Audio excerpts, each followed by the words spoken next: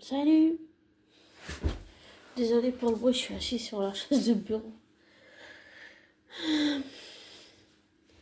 Je voulais juste prendre un moment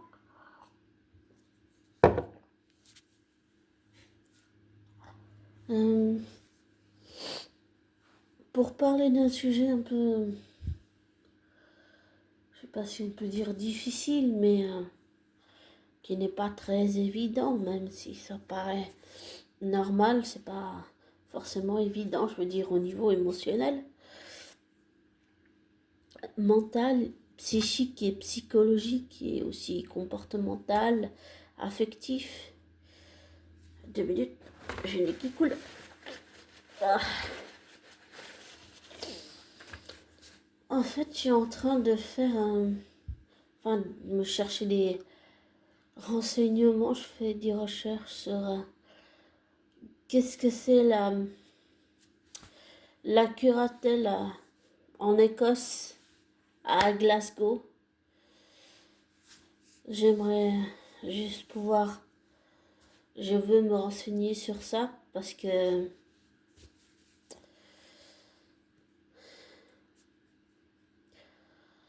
c'est bien de prendre des informations, de savoir un peu, parce que par exemple, la curatelle en Suisse n'est pas la même chose qu'en France ou bien aux États-Unis, en Finlande, en Irlande, en Islande, en Espagne, en Italie, j'allais dire même en Inde, en Corée du Nord, en Corée du Sud,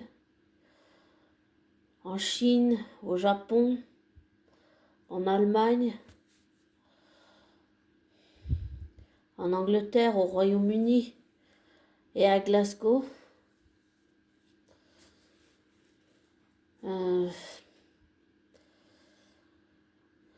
Il faut que je sache un peu ce que c'est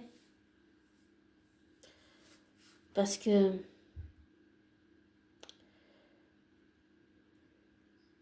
j'ai envie de savoir pour je sais pas si les livres sont la connaissance, mais j'ai envie de savoir pour mieux comprendre ce que c'est.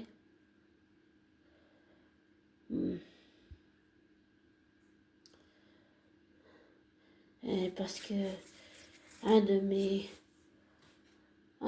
personnages fictifs qui est en cours d'écriture est sous curatelle et il faut que je me renseigne pour savoir ce que ça veut dire là-bas au Royaume-Uni, comment ça se passe. C'est pas la même chose que ici en Suisse, dans toute la Suisse, je veux dire. Non. Donc j'avais juste envie de partager ça et aussi désolée de ne pas être présent ces temps-ci, mais j'ai fait des crises d'énervement ces temps-là. Et c'est pas parce que j'ai mon TDDH, mon trouble de l'attention et tout ça que je dois me cacher derrière. Ça ne m'excuse aucunement. Non, aucunement. Mais désolée de ne pas être présent ces temps-ci, mais voilà pourquoi. Et je passe beaucoup de moments d'angoisse, de crispation aussi. J'ai découvert que, en faisant des recherches, j'ai découvert que le comportement et l'humeur d'un écrivain ou d'une écrivaine peut être affecté réellement dans la vie réelle par le personnage fictif.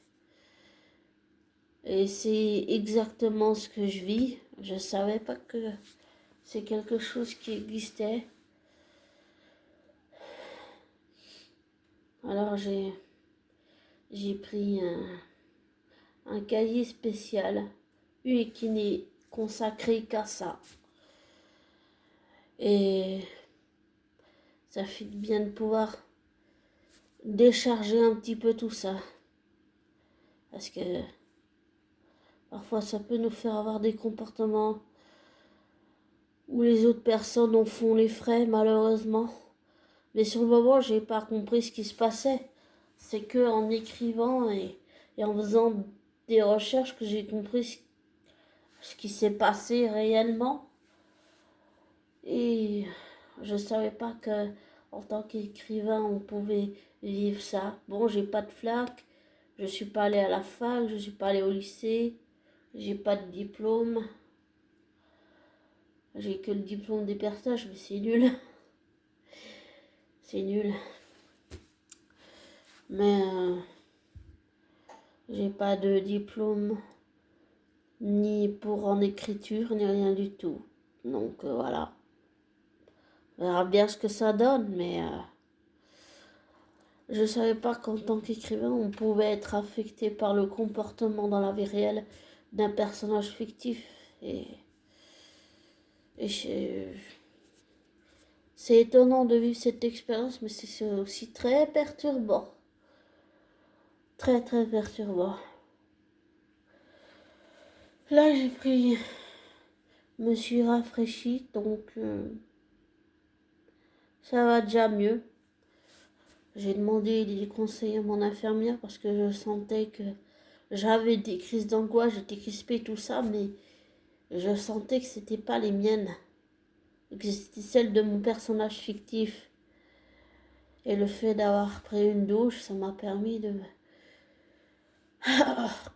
avoir une bouffée d'air frais. Voilà. De prendre de la distance, de la hauteur, du recul. C'est souvent avec beaucoup de travail et aussi de la remise en question, évidemment. Et des doutes aussi, qu'on arrive à avancer comme ça. Donc, c'est une expérience étrange, que je dois dire. Très intéressante et perturbante, mais étrange. Je verrai bien où tout ça va aller. Et mais advienne que pourra, comme on dit. Enfin voilà. Et comme je te dis toujours, abonné, pardon, ne prends pas pour argent comptant ce que je te dis, ne te laisse pas influencer par moi. Fais tes recherches, tes vérifications, tire-en tes propres conclusions, désabonne-toi et des likes. Et je te souhaite un beau début et un beau début de semaine et je pourrais dire un prochain jour plein de joie et plein de printemps et plein de soleil. Prends soin de toi, le meilleur pour toi.